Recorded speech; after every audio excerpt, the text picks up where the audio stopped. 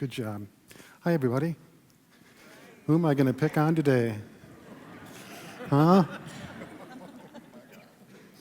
You, come with me.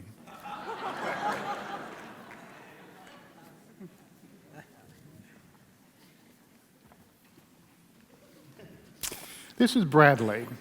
Bradley is my grandson. Yep.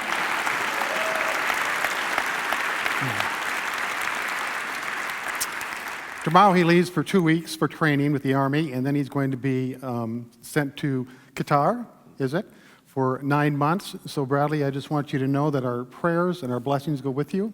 We know that this is the beginning of your journey, and this is where your journey will end, and we will all be safe from harm. And we appreciate the good job you're doing.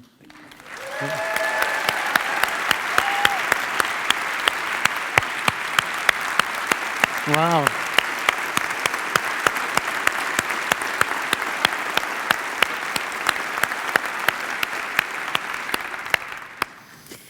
Yeah, I cannot remember the last time I got a standing ovation. Something about age. Anyway, welcome. Chuck, is that you? Chuck? Chuck Matney, my former neighbor's there, and many of you have probably seen some of his wonderful floral creations. He provides a lot of flowers for the church, for weddings, some for funerals.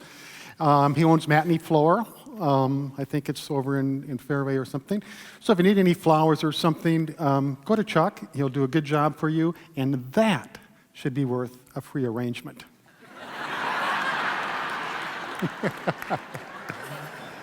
Anyway, good. I am so glad to be here. I was at a conference all last week in California, and people from all over the world came in. They talked about this and they talked about that. And there's a few gems, or a few nuggets of wisdom that came out of it that really allowed me to carry forth with this 2012 series and allow all of us to move into a transformative phase. Now, everybody here knows that on a weekly basis, I usually share with you Life 101. The principles are quite simple. You're born into this world, your life begins. You move out of this world, your life ends. In between the beginning and the end, there is time. It is a lifetime that is yours. It's all yours. And you get to spend that time any way you choose, even though it doesn't feel like it at times. You might be having situations and circumstances in your life right now that are uncomfortable and difficult. There might be conditions that are very disturbing. But nevertheless, you get to decide where you're going to be or how you're going to spend your time, in what frame of mind. Within you, there's a realm of consciousness. That consciousness has an emotional range, and nobody can dictate what emotional range you're going to be in at any given time. That is yours to choose, no matter how difficult the situation. You can be angry, you can be mad, you can be upset, or you can do something to make it better. Now, I got a call from my cousin Ozzy this week, and he has picked up on this line of reasoning, and he's put a little twist to it for his own advantage. He's got a new girlfriend. Her name is Heidi, and I don't think it's our Heidi. I don't know, have you seen Heidi lately? Maybe it is. Who knows? Anyway, if you see Heidi with a guy that looks like he's from Nunda, South Dakota, that's Cousin Ozzy. Anyway, his new girlfriend, Heidi, whether it's our Heidi or not, has insisted that he go to church with her every Sunday morning to the Lutheran church in Nunda. Well, Ozzy is kind of a restless soul. He is not one to sit still. He gets very uneasy when he doesn't have control over what he's doing. He wants to do what he wants to do when he wants to do it, whether that's having a smoke or taking a nip. It's on his timeline. So he's at an uncomfortable period of church going. And he decided to go see Pastor Sandvig at the Lutheran church. And he went in and he told him, you know, giving a sermon is very much like life. A sermon has a beginning and it has an end. And in between there's time, the lifetime of a sermon. But unlike life, that line between the beginning and the end should be as short as possible. Okay. Gosh, it's good to be here. Phoebe, you're doing well? Good. Bruce. Nice to see you. Nice to see everybody. This is the third part of a series on 2012. And 2012 is supposed to be a year of great transformation, not only for the human population as a whole, but for each and every one of us individually. It has a lot to do with the Mayan calendar. The Mayan calendar is 5,000 years old, and it ends on December 21st, 2012. So the question is why? Why does it come 5,000 years and abruptly end on December 21st of this year?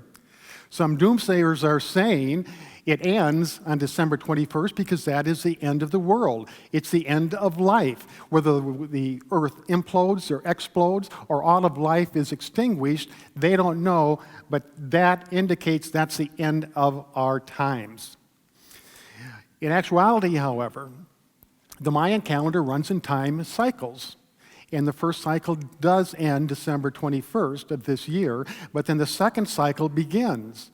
And what that means is one cycle, one era, one way of life, one way of living, one way of thinking comes to an end, and we're going to be transformed into a new era, into a new level of consciousness, into a new way of thinking and living that has never been experienced before on this earth.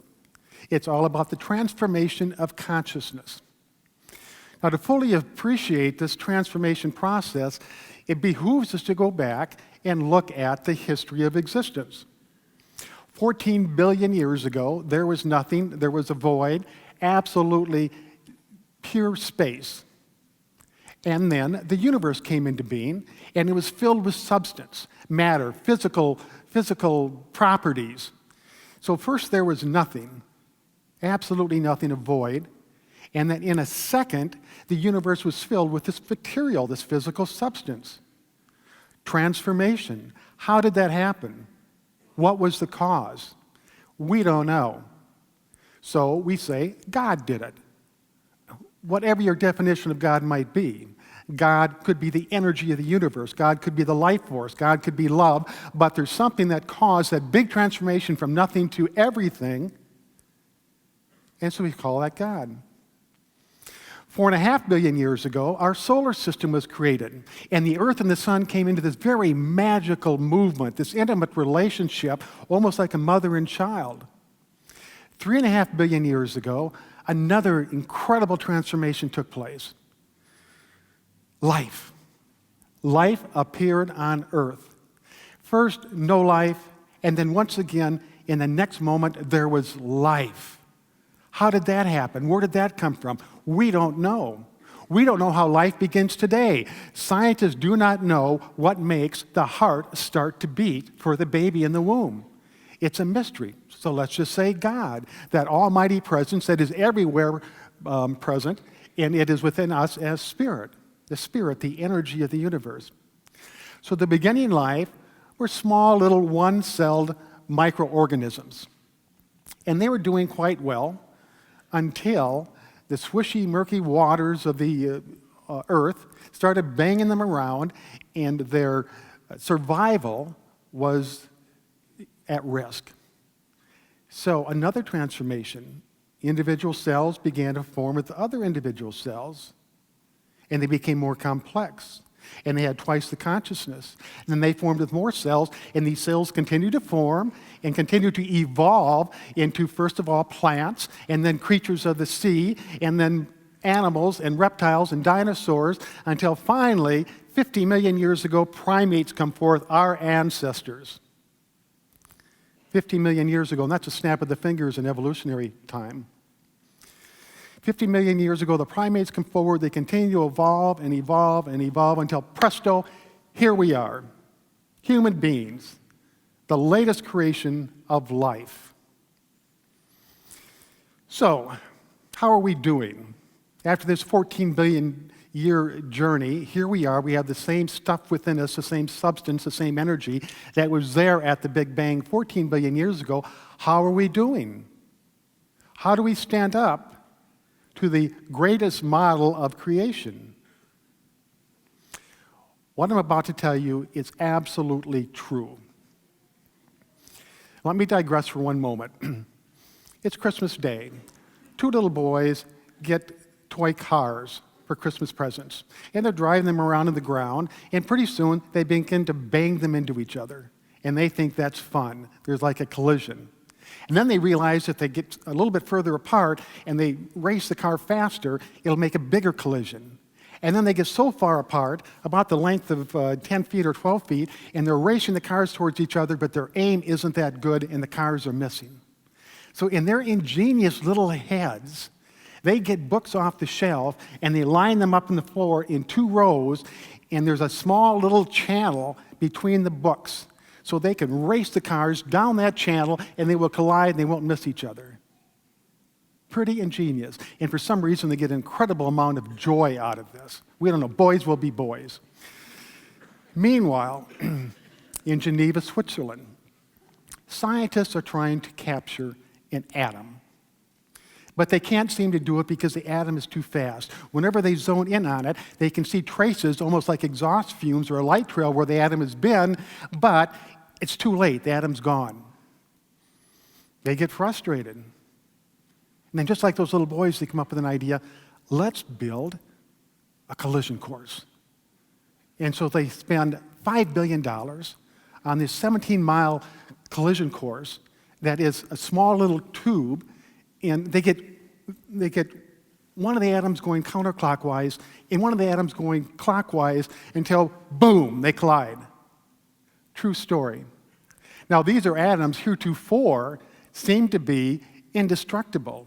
These are atoms that have been around since the beginning of time, and the only reason for this $5 billion machine is to smash atoms. Doesn't that seem strange? Scientists, brilliant minds over there watching the atoms smash, and then they'd probably kick the other one with their elbow and say, God, you see that one I got? Meanwhile, scientists in another part of the earth are trying to find a solution for global warming. And they come up with the idea that if they can change the orbit of the earth around the sun and just move the earth back a little bit, true story, and they have the means to do this, move the earth back a little bit, it won't be so hot.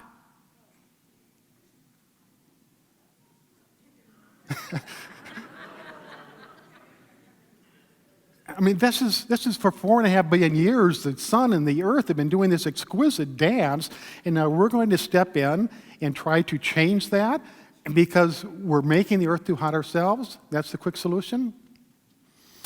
At the University of Chicago, researchers are spending time and money on trying to figure out why, when you pour a can of mixed nuts into a bowl, the Brazilian nut always ends up on top.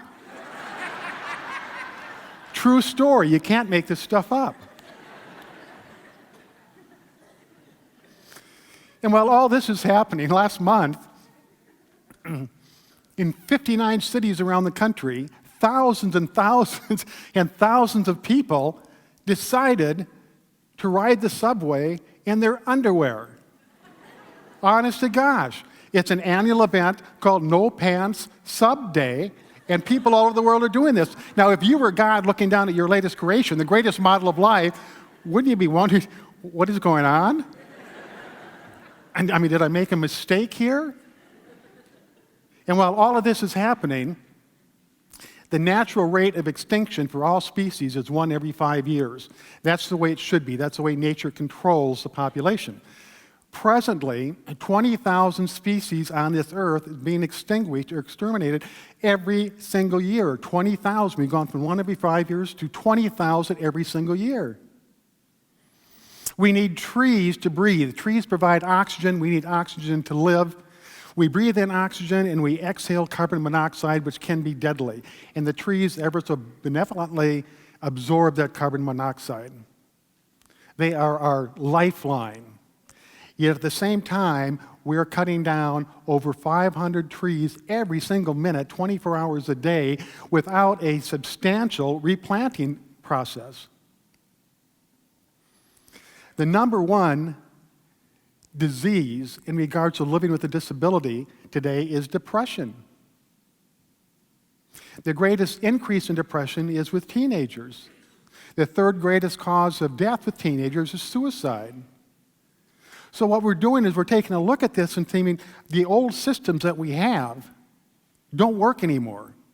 That we need a transformation of mind, a transformation of consciousness, and we need to start thinking differently.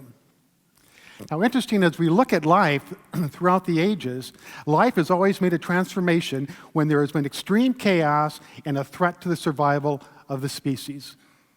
Then within the constitution of that species, it has what it needs to rise up and become something greater to avoid that threat. And we as human beings, right here, right now, are being called on to do the same thing, to take a close look at the systems that we've relied on and say we need to evolve, not in physical form, but we need to evolve in consciousness and take a new look at the way human beings need to be for this era.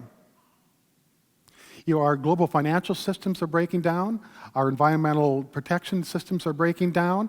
The well-being and the life quality for populations is breaking down. And this isn't a bad news, hell and fire and damnation doomsayer message, not at all. This is a good news message because the bell is ringing and we can hear it. And we have the solution right here in this room within the species of humanity. We have got all the answers we need to solve the problems. The only thing is we can't do it in the same circle of consciousness that the problems were created in. We have to expand our consciousness and make it greater, move beyond the circle where the problems are. There we find the solutions and we have the power to enact them. Now, this isn't only true for human beings and the earth as a whole, it's also true for you and your life. There are problems and there are challenges that we all face. Life isn't always easy. But it gets back to consciousness. This is a year of transformation, and that means for each and every one of us individually is to transform into a greater, higher level of consciousness where many of the old systems that we've lived our lives by, like hatred, resentment, anger, low self-esteem, feelings of inferiority, all those things that take down the quality of life, we move to a level of consciousness that is beyond that, and there we find the solutions to heal that. And that's what this whole year is all about. It is a time of transformation that we, as human beings, individually and globally, are going to set forth and step into a whole new way of life. And I'm absolutely positive that is going to happen because we are too smart as a human species to blow this whole thing. We've given the opportunity at this time and in this place to make a difference. And I just find that to be so exciting. So over the next couple of weeks, we're going to continue to pursue this, look at what each of us can do individually and what the globe can do collectively. The very first principle is cooperation. We need to begin to cooperate. We need global systems principles for environment and for health care. If I were to predict the world in 50 years from now, maybe sooner, I could predict that the earth is burned and scorched, that all plant life has disappeared, that pure water is unaffordable for most of the population, that many species have disappeared from the earth and has dwindled down to a very poor, unwell human species where well-being is desperately low. Or I could predict 50 years from now or sooner, the earth is very vibrant. It's full of plant life and trees and all sorts of wonderful species that have been protected and cared for. Every human being has a standard of living that is well. Every person has fresh water, every person has a home to live, and many of the sicknesses and diseases have been taken care of. Or I could predict in 50 years, anything could happen. It's up to us. We will create the future, one way or the other. And when we look at it that way, I'm sure every single one of us in this room has that vision of what life can be and also has a vision of how we don't want life to be. With your personal life, you hold the vision, how do you want your life to be? And also look at how you don't want your life to be. With that vision, you will be energized, you will move forward to those higher reaches of consciousness that will make your life what you want it to be. Hold that in mind as we go into meditation, and know that nothing is impossible when we renew the mind to higher levels of consciousness. Nothing is impossible for you. Nothing can prevent your happiness and your well-being. We'll now move into meditation.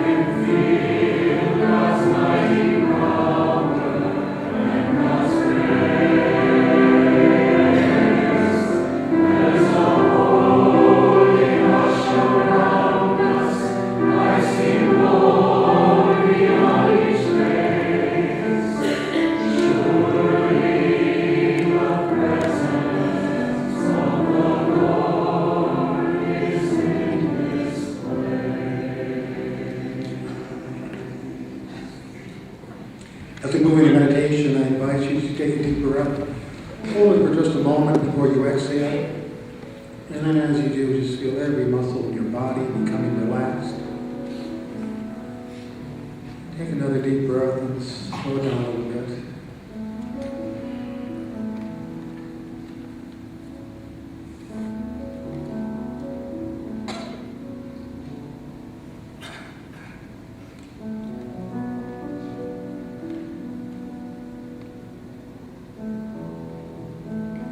Join with me a moment for this vision. We see a healthy planet Earth, where the trees are abundant, plant life flourishes, every species is cared for,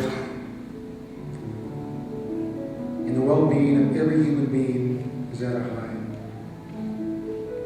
There are streams of fresh water, fields of grain, beautiful blue skies, billowy white clouds. That is our Earth. And where there is a vision that people will not perish,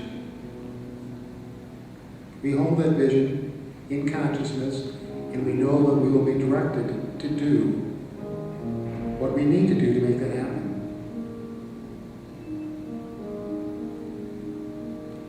Now I'd like you to have a vision of your life in the future. How do you want it to be? See yourself laughing. See yourself feeling well. See yourself enjoying friendships and engaging in activities that are exciting and stimulating.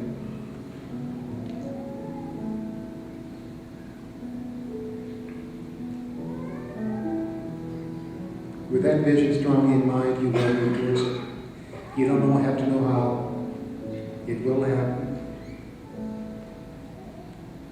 It is all consciousness. And where we put our awareness in the field of consciousness, we put it on the light or the dark, the good and the bad. It is all there. From extreme well-being to extreme ill-feeling. It is all there in the realm of consciousness, and we get to choose where we place our awareness. We rest easy with this idea, knowing it is the truth, as we move into the silence.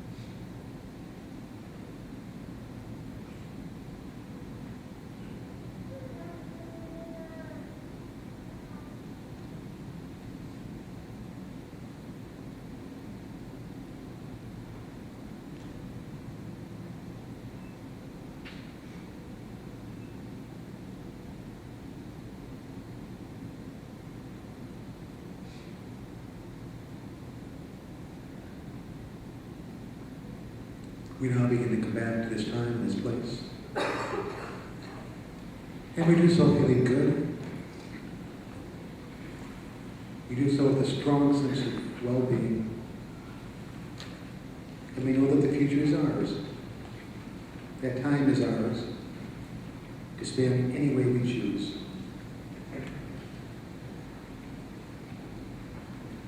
And so it is. Today I affirm the Spirit within me, at worship, at work, in struggle and rest. The Spirit inspires all life which is changing, from fear to faith, from broken to blessed. From broken to